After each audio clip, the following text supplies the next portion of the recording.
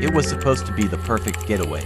5 friends, a remote lake cabin, no Wi-Fi, and nothing but nature. They arrived just before sunset, excited to disconnect from the world. The first few days were peaceful swimming, hiking, and late-night bonfires. But on the 4th night, everything changed. It started with the tapping. Faint at first, then louder. Leah noticed it first. "Do you guys hear that?" Jake shrugged. "Probably an animal." He grabbed a flashlight and headed out, but the tapping stopped. There was nothing, just the still surface of the lake reflecting the moonlight. That night, none of them slept well. Leah swore she saw a shadow near the lake. "It was watching us," she whispered. The next day, strange symbols appeared on the cabin walls carved deep into the wood. Twisted, ancient-looking runes. By nightfall, fear hung thick in the air. The tapping returned, louder and more frantic. Then the whispers began, faint and indistinct, surrounding the cabin. Suddenly, the lights flickered and died. The door shook violently. They grabbed flashlights, panicking. "Run!" Jake yelled, leading them into the woods. But the woods were different now. Every tree twisted. Every path led nowhere. The whispers followed, growing louder. They stumbled into a clearing, only to find themselves standing back in front of the cabin. Their eyes widened in horror. They hadn't run away from the cabin, they had never left it. The door creaked open. Inside, they were standing. 5 figures, identical to them. Blank stares, motionless. The copies stepped forward, their eyes cold and empty. "Welcome home," Leah's doppelganger said, her voice a hollow echo. "We've been waiting for you." The real Leah stumbled back, breathless. "What do you want from us?" Her double smiled eerily. "You are us. You just don't remember." Yet, as the friends tried to flee, a sickening realization hit them. The runes weren't toward something off, they were a binding spell. The cabin, the woods, the lake, they were never just a getaway. They were a prison. And now, the real world was slipping away, piece by piece. The copies moved closer, merging into their bodies. One by one, their minds fogged, their memories twisted. The fear faded, replaced by something else, acceptance. By dawn, 5 friends sat peacefully by the lake, their expressions calm, their eyes hollow. The tapping was gone, the whispers silent. The cabin was waiting again, waiting for the next visitors. It was the hottest summer anyone could remember. Pavement shimmered under the relentless sun, and the suffocating heat hung thick in the air. Seeking relief, 5 friends, Jake, Emma, Chris, Mia, and Sarah, decided to camp deep in the heart of Black Hollow Forest. Known for its towering, ancient trees and cool, shaded paths, it was the perfect retreat, or so they thought. The forest had a reputation, though. Locals spoke in hushed tones about its dark past, stories of people vanishing without a trace, of strange symbols carved into trees, and eerie whispers heard after sunset. But to the friends, it was just folklore, a way for the townsfolk to keep thrill seekers out. "Come on," Emma had laughed when they'd booked their trip. "It's probably just an old story to scare kids. Ghosts aren't real." On the first night, they set up camp near a small clearing surrounded by dense woods. The air was cooler, the breeze gentle. They laughed, drank, and roasted marshmallows, their conversation filled with excitement. As the sun set and darkness crept in, the forest came alive with sounds. The rustling of leaves, the chirping of crickets, and something else. Whispers. At first, it was faint, like wind passing through the trees. Chris joked, "Hey, maybe the ghosts are welcoming us." They all laughed, but Jake frowned. He thought he heard words, fragmented and distant. Dismissing it as his imagination, he joined in the banter. That night, Jake awoke to a sharp chill despite the summer heat. The whispers were louder now, rhythmic and deliberate, as if a crowd had gathered just beyond the fire's glow. He sat up, heart pounding. The others were still asleep. He tried to shake it off, telling himself it was just the wind. The next morning, they found something unsettling. Strange symbols were carved into the trees around their campsite, jagged spirals, interlocking lines, and odd runes that none of them recognized. "It's probably just some bored kids messing around," Mia said, but her voice wavered. They tried to brush it off, though unease settled in their chests like a stone. As night fell again, tension hung thick in the air. The fire crackled, but the group's usual chatter was subdued. They were all listening, waiting. The whispers returned, louder this time, surrounding them. Emma tried to laugh it off, standing and shouting into the woods. "Whoever's out there, nice try, we're not scared." The forest responded with silence. Then, a single whisper rose above the rest, clearer than before. Asterisk asterisk leave. Asterisk asterisk. Emma froze, her bravado evaporating. "Did you hear that?" she whispered. They all nodded, eyes wide. That night, Emma disappeared. Her tent was intact, her belongings untouched, but she was gone. Panic spread through the group. They searched the forest, calling her name till their voices were hoarse, but there was no trace. No footprints, no sign of struggle, only the endless, oppressive silence of the trees. Chris suggested leaving immediately, but the path they'd taken seemed different, twisted and overgrown. It was as if the forest itself had shifted. "We'll wait until morning," Jake said, though his voice was hollow. "We need light." The third night was the worst. They huddled close, the fire their only defense. The whispers grew deafening, surrounding them in an unseen storm of voices. Shadows danced between the trees, flickering just beyond sight. Sarah screamed as something cold brushed against her arm. "We need to leave now," she sobbed. The fire died suddenly, leaving them in darkness. Jake lit a flashlight, the beam trembling in his hand. They ran blindly, crashing through the underbrush. But no matter how far they ran, the whispers followed. Asterisk asterisk stay ... stay. They stumbled into the clearing, breathless and terrified.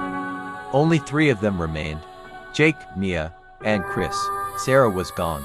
Jake collapsed to his knees, gasping. "We can't keep running," he muttered. "It's like we're trapped." Morning came, bringing with it an eerie calm. Exhausted and numb, they decided to make one last attempt to escape. They moved silently, the oppressive weight of the forest bearing down on them. By noon, they stumbled out of Black Hollow, filthy, scratched, and terrified. Only Jake turned back, his eyes scanning the tree line. For a brief moment, he thought he saw Emma, her face pale, her eyes dark and hollow, watching from the shadows. Then she was gone. They returned to town, broken and silent. Jake tried to explain, but no one believed him. Except the old shopkeeper, who leaned in close and whispered, "You should have left when the sun was still kind. That forest doesn't let go easy."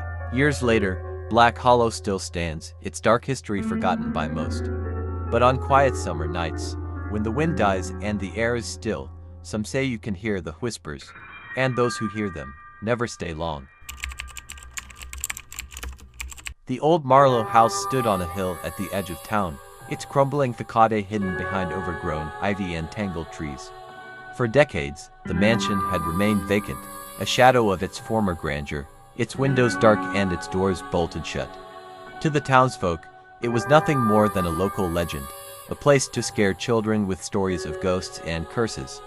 But to anyone brave or foolish enough to venture near, the house had a sinister reputation. The tale began long before it became the subject of whispered rumors. In 1923, it was the residence of the Marlowe family, who were well known in the town for their wealth and eccentricity. The patriarch, Thomas Marlowe, had built the house with his own hands, pouring his fortune into every brick and timber.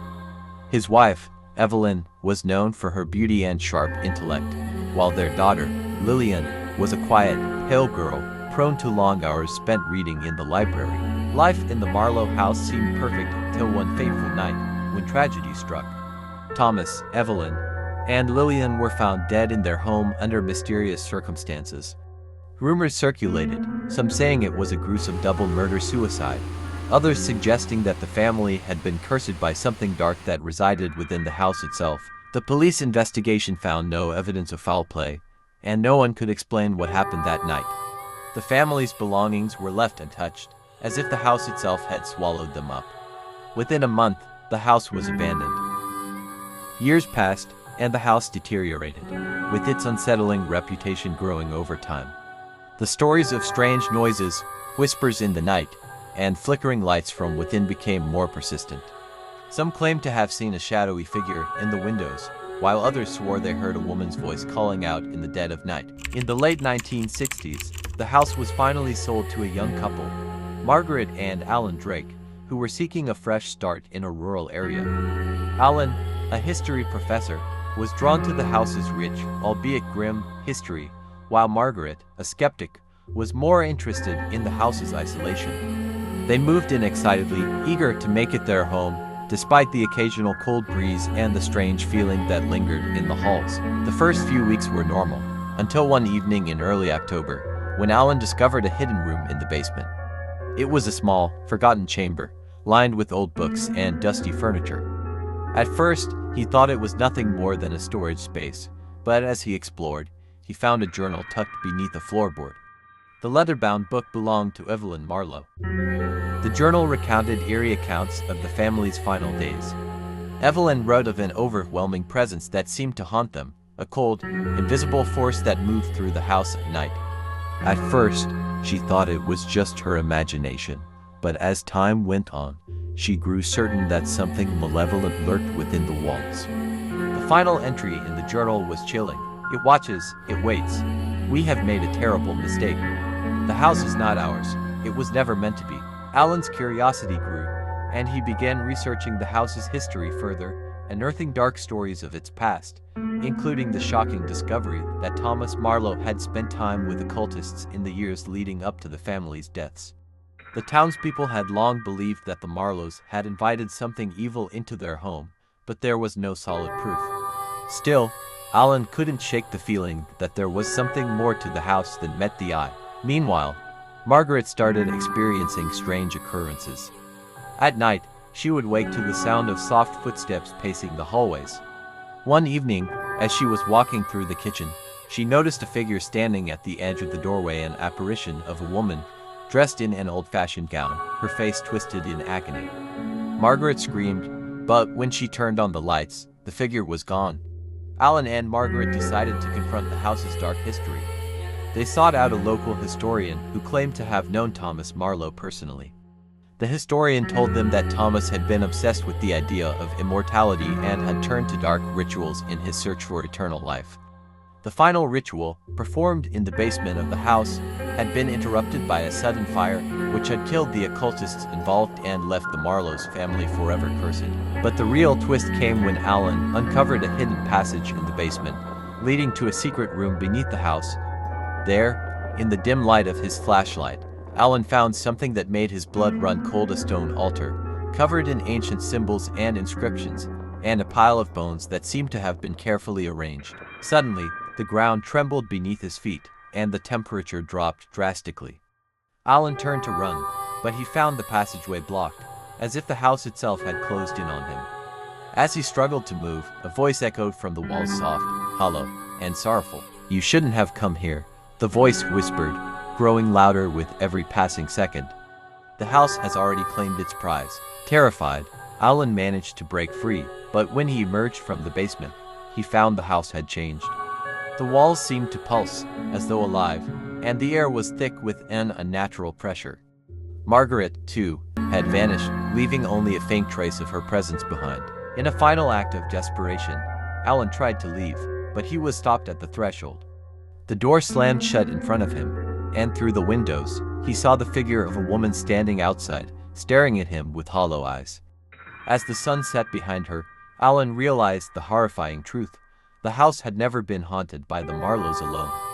It had fed on their spirits, their sorrow, their fears, and now it was feeding on his. The old Marlowe house remains standing to this day, a monument to the darkness that still lingers inside. No one has dared to live there again, but some claim to have seen strange lights flickering in the windows at night, and hear whispers carried by the wind. The house waits, always watching, always hungry for the next soul to claim. And if you listen closely on a quiet night, you might hear a voice, cold and distant, calling your name.